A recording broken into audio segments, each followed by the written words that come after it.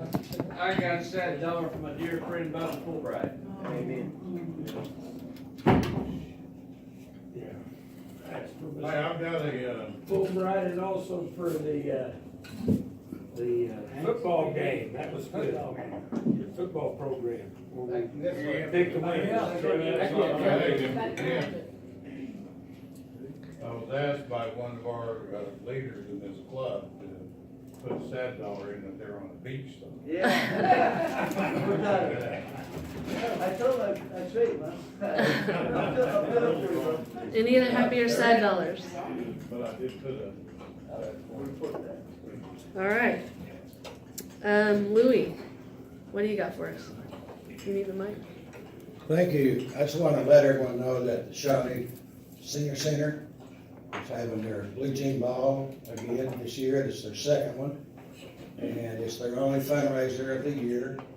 And they're selling tickets and selling tables and stuff of that nature, like any business would do. So if any of you are interested, I do have some tickets. It's going to be a fun thing. It's going to be out at the Grand Casino. And I'll tell you all about it if you're interested, and I hope you are. So thank you very much. When is it, Louis? It's the 19th of this month, so it's about a week and a half away. It's the 19th on How much are Saturday. the tickets? 50 for a couple and 30 for a single. Don't run me down now. Thank you, Louis. What are they gonna do out there? All right, to announce our bowl contest winner, Louis, I think you should come to the front. Would you, next time don't sit behind me. I'm bragging about your exercise. Okay. So, as the inaugural champion, I want to say, first champion.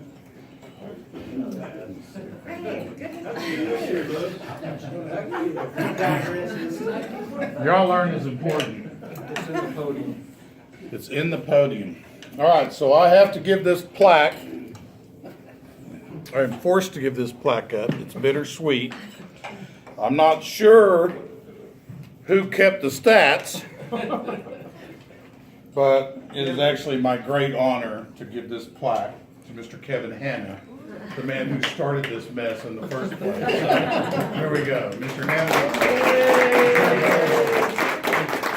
His was 26 and 14. Mine was 26 and 14. So he copycatted off of me. I'm gonna admit it. Okay. Thank you very much.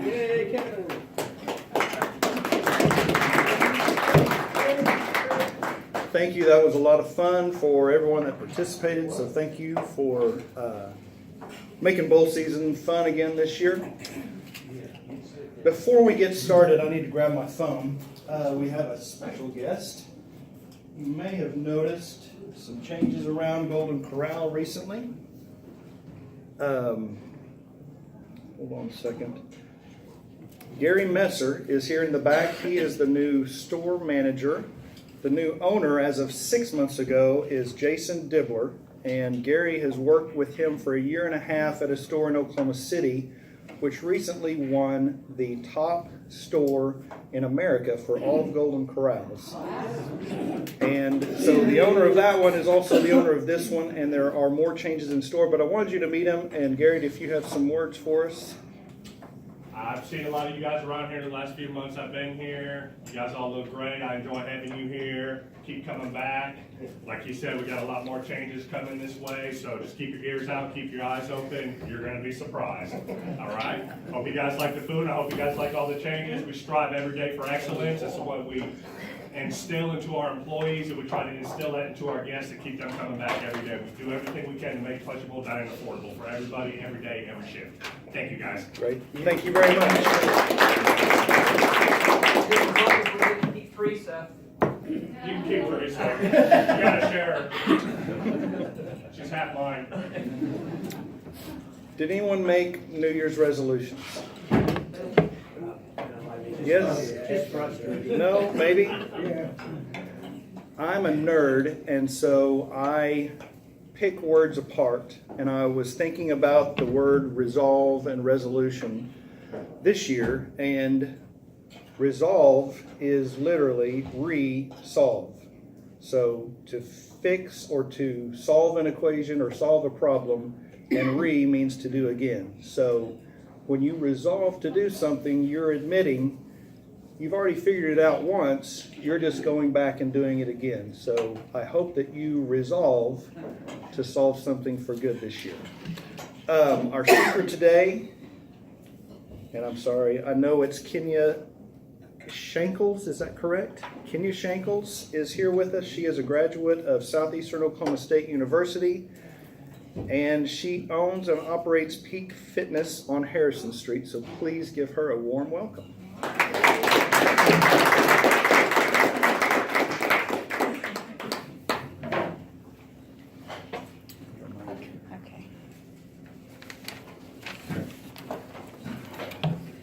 Okay, I'm not really sure how long I'm supposed to talk, but once I get on a ramble, we'll just have to say, that's enough. And I didn't really know, you guys can just chime in and tell me if you have a topic that you want to talk about, and then we can just go off of that. But if not, then I'm just going to hit some bullet points and then we can just go off of that. So one thing that's really important, you had mentioned New Year's resolutions. So a lot of the time people make getting healthier one of their main New Year's resolutions. So one thing that I want to encourage you to start doing is water consumption. So most of the time people that are just walking around are most of the time dehydrated. We just don't get enough water consumption in at all. We spend it drinking something else. But water is very important for our bodies. So if you can just start, say you have 4 bottles one day, and then you just keep working up on that every day. And then try to do the same all the time. So say you work up to a gallon a day. Let's just say far-fetched, that's what you work up to. So if you're a scale Nazi and you're totally just on the scale all the time, well, you're down one day, you're up one day, you're down one day, you're up. If you can eliminate your water weight, most of the time you can start to figure out that what foods you need to be eating. So if you can drink the same amount of water every single day, you can start to eliminate things to help you on what you need to start eating healthier with. So water is very important, but like I said, just start out with a number and then work your way up to what you think might be enough. Most of the time it's 8 bottles of water. And if you start early, you can make it through the end of the day, but it takes time for your body to get used to that. Most of the time, people are actually malnutritioned. So when people start to think that, you know, I'm going to cut out this or cut out that, then you start eating not enough. So when somebody comes to me and they want to work on a meal plan or a nutrition guideline, I take the foods that they will eat. So if you're not going to eat broccoli, I'm not going to put broccoli on your nutrition guideline. So I take the proteins, what are your meat sources, and then I take the veggies that you'll eat, the fruits that you'll eat, and then the simple complex carbs that you'll eat, and make a plan around that so where you can stay on that and not completely fail. Because what will happen is you'll just completely go off on your own and eliminate everything and then start new. Well, then you'll just gorge one day just because you've had enough and you're completely starved and you just go bonkers on food one day. So I take a plan that you're going to eat and stay with, and then form that around it to where you can enjoy your food, because you don't have to eat bland food for it to be healthy. But a lot of the times, women in particular just want to have a little bird diet and just pick at food, when really and truly you need to have a good, nutritious, high protein, moderate carb, low fat, worthy of a meal plan that you're going to eat every day. And just little small changes to your daily life will make a huge difference. So say the changes with water. Well, there's one positive there. Well, say you eliminate one cookie out of your day and then build off of that. But don't completely eliminate the things that you enjoy out of your life, because then you're just, like I said, you're going to gorge and just completely fall off. But find stuff that you like to eat and then have portions of that throughout the day, and then don't completely just starve yourself of the things that you do love. What helps me is I plan the night before for the day to come. So a little background story, I guess I should have started with that first, was I graduated from Southeastern Oklahoma and I cheered in college. Well, I had a coach in my life since I was YMCA age, from my dad coaching me to I graduated. So when I graduated, I felt kind of lost. I just needed somebody to tell me what to do. I just had no idea because I'd had that coaching all of my life.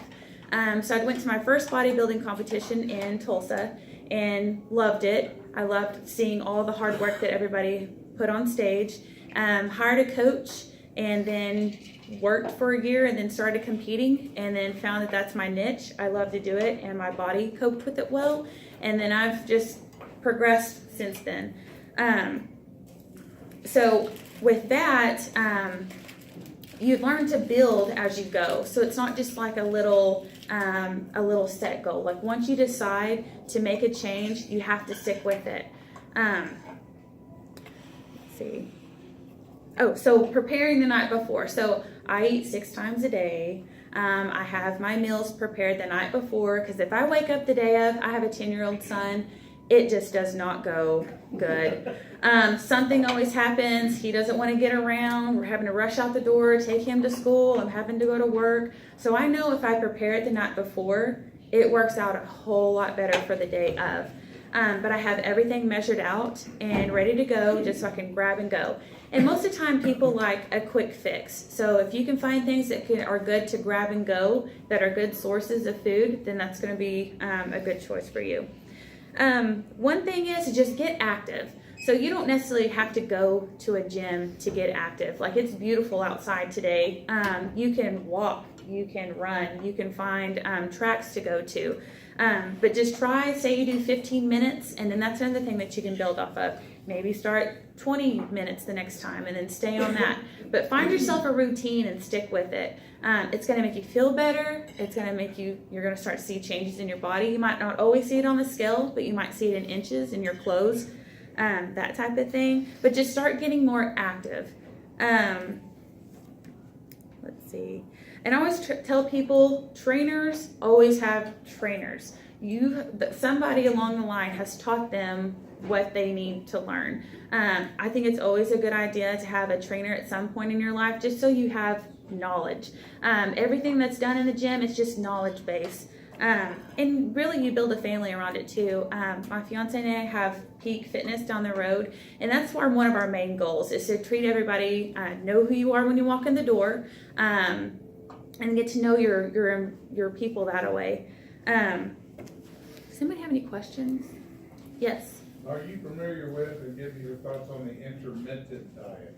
Intermittent diet.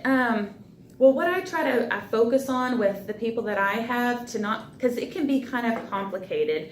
I try to encourage them to count macros, which macros is basically a count of your proteins, your carbs, and your fats, and everything that you eat. So say you have chicken, there's probably 25 grams of protein in that. There's maybe a gram of fat, and then there's 0 carbs in chicken. So if you can learn to count the foods that you eat, it's easier to see what you're consuming and how much that is. And it's a lot easier to where, say you eat good all through the week on your set macro count, and then on the weekends you want to go out with your friends and have a cheat meal, per se. You can take those numbers that you've been eating all week long and turn that into your cheat meal to see which meals you need to eliminate to make up for that one cheat meal that you had.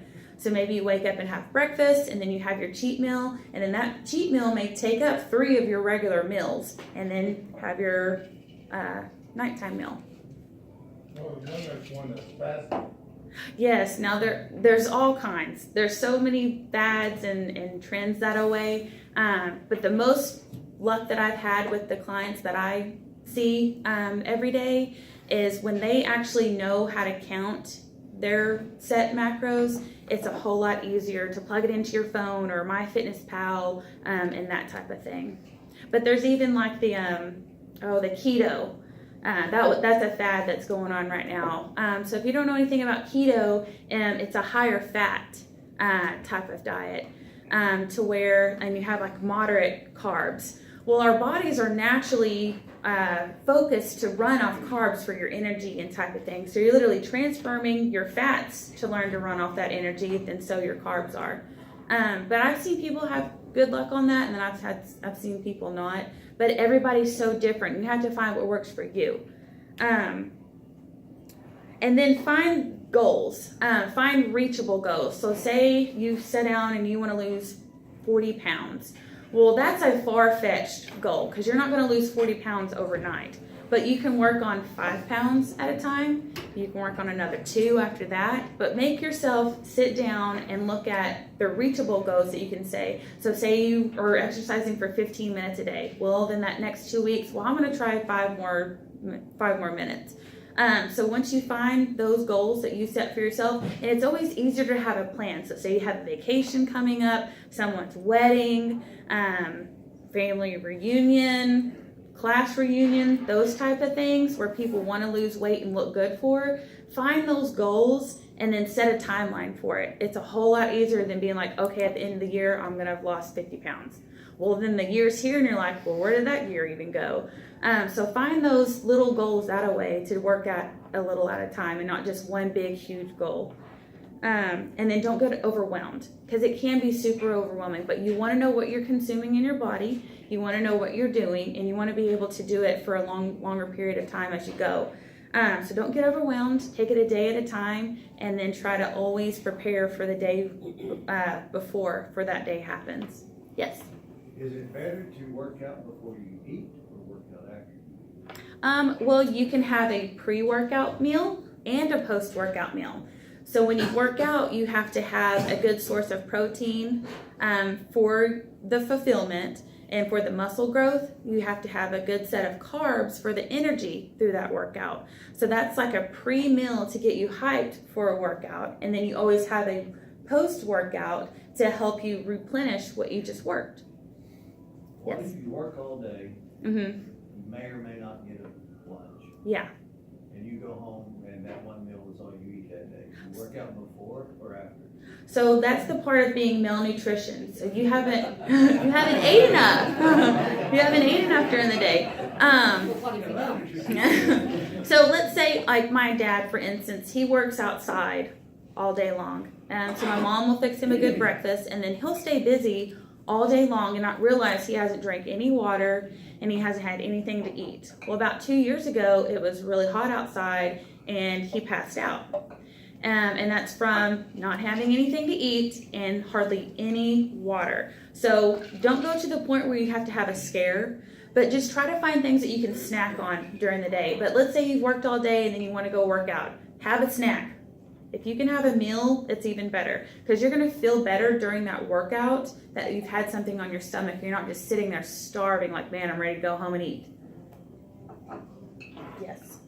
Coffee and tea does not count for water replacement. No, pure water. Yeah. Why does tea? I don't understand. Because, well, tea has, I mean, obviously you get it from that bag, but it's not pure. Like you've added something to it. Even like the little Mio squirts that you add for flavored water, even though it's water that you're drinking, it's still, you've added something to it. So when I add lemon to it, it takes away the water? Well, lemon is a natural source. Oh, okay. Or like oranges are a natural source. Okay. So anything that's gonna like really change the discoloration of the tea or the water that you're drinking. A lot of people count coffee and their tea as an extra source for water, but Nope. it's not. Nope. It's not.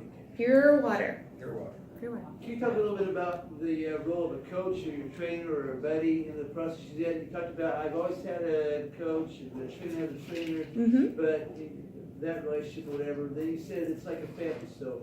Yeah. So let's say you go into a gym and you're looking for a trainer or whatnot, or even if you go into a gym, take a friend, because it's always easier to do it with somebody. Whether you're going into the gym completely confused and you don't know what to do, at least you have your friend there with you, or you're going in there and asking somebody for help. So like what we do at Peak Fitness, everybody that signs up gets one free fitness consultation. So basically it's like a free hour of personal training. For one, Matt and I want everybody to get comfortable with the gym. So a lot of the times with the women that I see, I go through every piece of equipment and show them how to work it. Because if you go to a gym and you don't know how to use any of that stuff, what's the point of you going in there? So you need to know what you're doing and you need to feel comfortable with it. So you're not looking around and saying, well, who's looking at me? They know I'm doing this wrong. Everybody hates that feeling. So our goal is to, when you sign up, I take you through every piece of equipment and show you how to do it. And then that makes you more comfortable with me, because I like to know who's coming to the gym and I like to know you. And then say you want to eventually sign up on personal training, then that's where I take it to where you're starting at, where your goal is, what you're going to eat, and then we do a fit test to see what level of fitness you're on, and then we start doing workouts from there and just whatever your goal is to do. Did that answer it or not? I don't know. Was that good? Well, yeah, the family aspect is what you brought up. And Oh, yeah. Because, you know, what you just described is reminds me of my experiences at work, you know, coaching Yeah. and stuff. Yeah. As far as the family aspect, I know when I'm more successful because somebody else is doing this with me and knows who Oh, for sure. I'm not going to do anything. Yeah. Hey, where you at? Yeah, yeah. Have an accountability partner that you're always going to meet up at this time, and y'all are going to do this or whatnot. But that's basically our second home, or maybe our first home. We're there more than we are home. But we just try to make people feel as comfortable as we can. That way you feel welcome whenever you walk in the door, and you want to be there. And that's the main thing is if you go into a place where you don't feel welcome, then you don't want to be there. So we want people to feel like family when they come into there.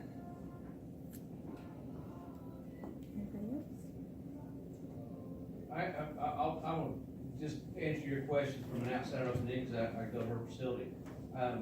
It's very friendly. You kind of get to where you know everybody in there, and so everyone, you're there, you talk with each other, and it helps because you'll see the next time you see. I don't have a workout partner, but I know when I go to that gym, there's many of them that I know, and so it's a really good gym that goes in, and everyone talks to everybody. They help everybody. There's no, as you said, there's no judgment. I don't care if you're skinny, big, there's no judgment. You go in there and they all try to help, so it's really a fun place to go.